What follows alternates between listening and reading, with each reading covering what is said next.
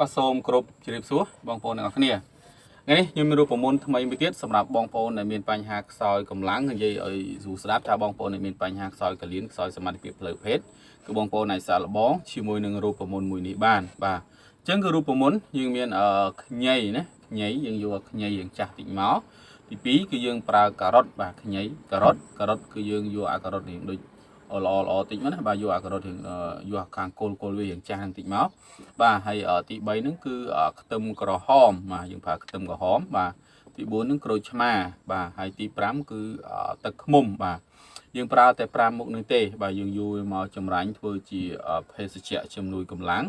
បាទហ្នឹងហើយអញ្ចឹងដោយសារតែមានការពេញនិយមនៅខាងបរទេសបាទគាត់ធ្វើវីដេអូបែបនេះចែកចាយអញ្ចឹងណាខ្ញុំឃើញថាមើលទៅវាដូចជាមានប្រយោជន៍ដល់បងប្អូនដែលគាត់មានបញ្ហាខ្សោយឬក៏បញ្ហា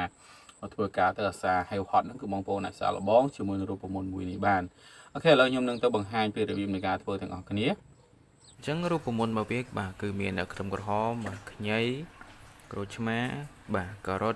ហើយនិងទឹកឃ្មុំអញ្ចឹងសម្រាប់រូបមន្តនេះហ្នឹងមានតែប៉ុណ្្នឹងទេបាទអញ្ចឹងឥឡូវយើងទៅទស្សនាពីរបៀបធ្វើទាំងអស់គ្នាបាទអញ្ចឹងឥឡូវយើងធ្វើការកោសការ៉ុតមុនទៅ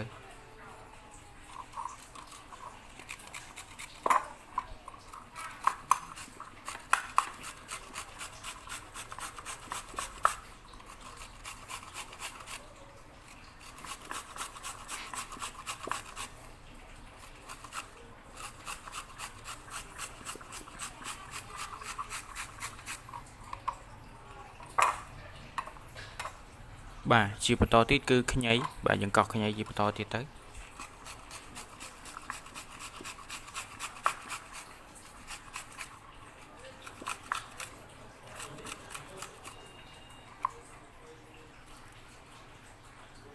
ខ្ទឹមក្រហម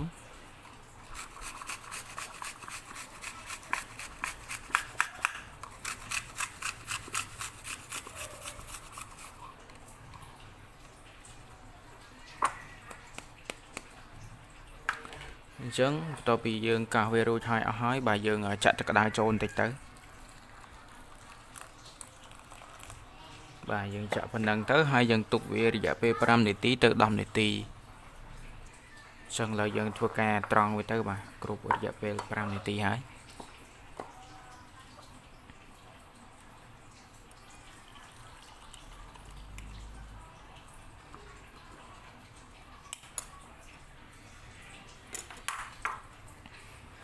យើងបាទចិត្តក្រូចឆ្មាដាក់មួយចំណិតមកយើងច្បាច់ក្រូចឆ្មាចូលទៅ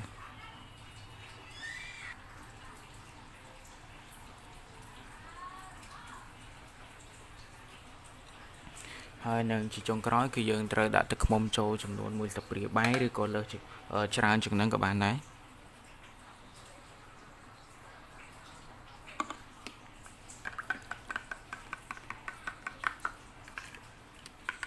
អញ្ចឹងគឺយើងអាចពិសាបានហើយបាទយើងពិសាមុនពេលចូលគេងរយៈពេល30នាទីទៅ40អីទៅ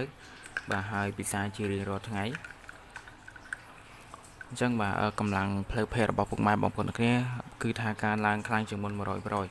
អញ្ចឹងសូមអរគុណសម្រាប់ការទស្សនាហើយកុំភ្លេចជួយចុចនៅ Subscribe Channel របស់ខ្ញុំណាមួយផង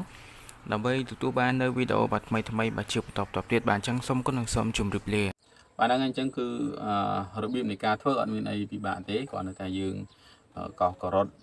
ខ្ទឹមក្រហមខ្ញីបាទតោះមកយើងដាក់ទឹកចូលដាក់ក្រូចឆ្មាយើងដាក់ទឹកឃ្មុំទៅជាការស្រេចបាទហើយបងប្អូនអាចពិសាបានពិសាមុនពេលចូលសម្រានរយៈពេលកន្លះម៉ោងទៅ1ម៉ោងទៅហើយចំពោះបងប្អូនដែលមានបញ្ហាខ្សោយកម្លាំងធ្វើការទៅលហិតលហីអីភ្ញាក់ពីគេងអត់សូវមានកម្លាំងកំហែងអញ្ចឹងណាគឺបងប្អូនអាចពិសាពេលព្រឹកបាទពិសាពេលព្រឹកក៏ផងពេលល្ងាចផងក៏បានដែរវាធ្វើឲ្យប្រព័ន្ធរាងកាយរបស់យើងនឹងរឹងមាំអញ្ចឹងទៅអ្វីគ្រប់បែបយ៉ាងវាប្រសើរឡើងទៅតាមនឹងគ្រឿងក្នុងរបស់យើងវាប្រសើរអញ្ចឹងណាអូខេអញ្ចឹងគឺវីដេអូខ្ញុំមានប៉ុណ្ណេះរាល់ចង្វាក់ផ្សេងៗបងប្អូនអាចខមមិនសាកសួរបន្ថែមពីបានសូមអរគុណសូមជម្រាបលា